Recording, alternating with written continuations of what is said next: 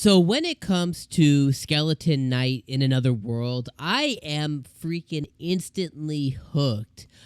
This episode though was definitely crazy, and I think the main goal of any episode one is to really hook you and me, the viewer, to really say like, yes, I want to see as much and more of this anime that I can. And episode one of Skeleton Knight was like shock and freaking awe. Like when this episode started, like I don't know what I was expecting, but like when this episode started, I literally had to push pause. And I was like, yo, what just happened? I was completely just like, I did not know. Like it started with the scene with the young lady and her attendant or her maid being ravaged, I guess you could say, by these bandits. And I just like, I was like, yo, well, hold on a second. So I literally like, I pushed pause, I walked away, grabbed my cup of coffee, then came back and I rewound it because I think I maybe spent like 30 seconds. I rewound it, and then I was like, okay. I was like, okay, let me gather myself. Okay, I'm ready. I'm ready now. And then I hit play, and I was like, yeah, wow. I was like shock and awe. I was like, if I wasn't awake by that point, like I definitely was awake once I finished that specific scene. Now, you know, immediately you have the knight who comes in and he saved the day, and nothing other than, you know, emotional mental scars for these young ladies, nothing specifically happened. So thankfully that was good. You know, Skeleton Knight came in, saved the day. Awesome. Then we finally get Arc. We finally get Arc, and we finally get him. You know, we get taken back into time. We get taken back into time, and he was you know, we get to see him. You know, oh, I fell asleep last night. I was playing a game. I woke up. Standard isekai stuff. No Truck-kun here. Truck-kun was just gotta wait for another day kind of thing.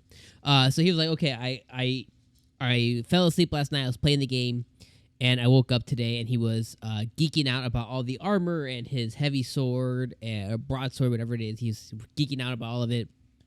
You know, eventually he tries his different methods. He tries to figure out how to travel. He tries to use the gate. The gate eats him into a cliff. He falls off, etc., etc. You guys saw it. You know, then he finally sees his reflection. He's like, holy crap, I'm a skeleton dude. And then he sets out on his adventure. And this episode one was definitely really, really good. And, you know, eventually we get brought back to the beginning. You know, he ends up going to the nearest town, you know, figuring out that he has no money, no food, etc., etc., etc. And then he's like, okay, how am I going to get food? He finds a mercenary guild.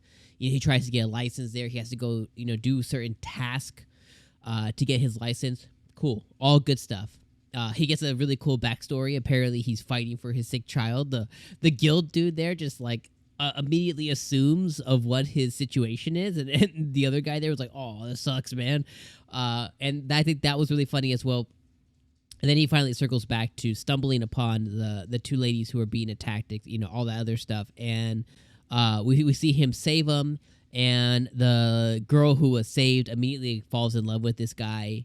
And even though he's just armor, right? He's just a big old armor plate. But that's her savior. So she ends up getting fall in love. So I'm sure that those two specifically, especially because she's of a higher noble house, you know, in that land. And now he's a mercenary. He's the knight.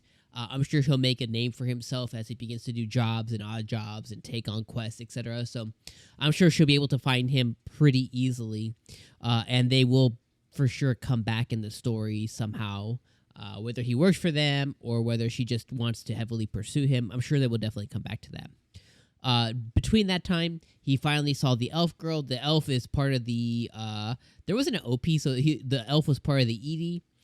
So we know that he's going to party up with said elf girl as well as another party member and some little monster animal fluffy thing. So he's going to, you know, definitely have a partnership to set out on adventures and stuff. So based on the ED of what I saw, so he stumbled upon the elf girl, so she's going to come back into the picture in some way, shape, or form in the future as well. And then the episode ends with him finally being able to eat, which, where the hell does the food go, right? Like, he's a skeleton. You have to assume under his armor plate that he's just skeleton. So it's like when he's drinking or eating, it's like it can't pass through your bones. Like, it just, where does it go? Nowhere into your armor, and then you have to, like, sweep it out later? Like, how does that work? I don't know. I mean, hopefully they cover that, because I think that's the depth that I need to take this anime to the next level. I think that'd be really cool. But I would definitely love to see where exactly that goes. But I found that pretty interesting. But he goes, and that's kind of how the episode ends. But overall, like, I think, when it comes to shock and awe factor, I definitely think that this had the shock and awe in spades. I definitely think, like, you like I said, if you weren't awake, you're awake when this episode started.